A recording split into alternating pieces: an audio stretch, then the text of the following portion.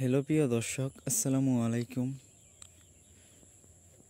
আপনারা সবাই কেমন আছেন? আশা করি ভালো আছেন।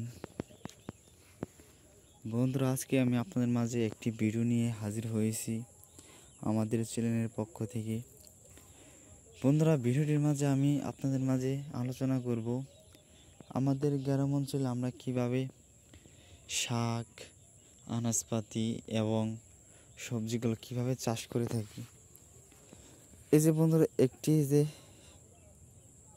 এটা আপনাদের অঞ্চলে কী নামে ডেকে থাকে আমি সঠিক জানি না, কিন্তু আমাদের অঞ্চলে এটিকে শশা নামে ডেকে থাকে। এই শশাগুলোই মূলত আমরা চাষ করে থাকি। এই শশাগুলো চাষ করার নিয়ম আমি আজকে আপনাদের মাঝে বলে দিব, কারণ অনেকেই আছেন যে আপনারা কিন্তু এই গ্রাম অঞ্চলে অনেক কিছু চাষ করতে চান, কিন্তু আপনারা চাষ করতে পারেন না, কারণ আপনারা নিয়ম কারণ জানেন না বলে।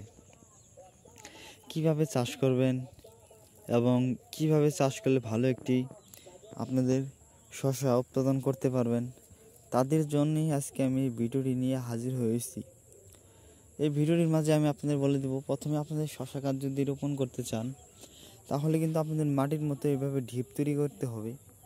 সেই ঢিপ তৈরি করে তারপরে কিন্তু আপনাদের এই শশা গাছের যে বীজগুলো রয়েছে সেইগুলোকে আপনারা রোপণ করে দেবেন সেই মাটিতে কিছু জৈব সার মিশিয়ে। তারপর কিছুদিনের মধ্যে দেখতে পারবেন যে শশা গাছ হয়ে গেছে এমনটা। তারপর আপনারা আমাদের মতো এইভাবে জাংলাগুলো দিয়ে দিবেন, বর দিয়ে অথবা বাঁশ দিয়ে।